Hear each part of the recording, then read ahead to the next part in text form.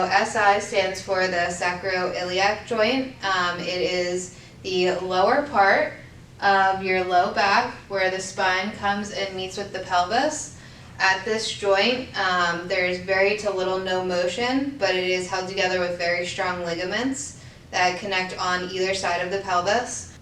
When this is injured, there can be pain that is much like low back pain or sciatica. It can present across the low back and even down the leg. Mainly it is centered onto one side of the low back, and it may go down the leg, but it primarily does not go past the knee.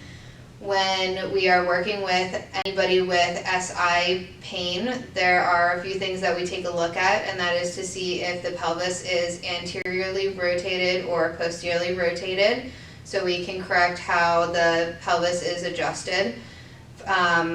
There are a few different causes for SI dysfunction, and that could be little to no motion. So decreased motion at the joint. There's not much motion at the joint already. It is meant to be a shock absorber between the upper body and the trunk. So when there is motion there, it can also be because due to increased mobility.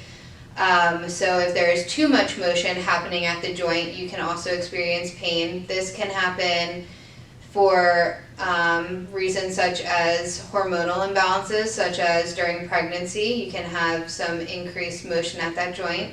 It can also be caused due to injury, such as falling on it. Most of the time, injury is only presented on one side versus the other, and it can be corrected through stretches, strengthening, and some manual techniques that we can do here at LSTC. So if you're experiencing any pain that is in the low back, upper buttock area, or going down the leg at all, please give us a call here and we can get you in to see what's going on.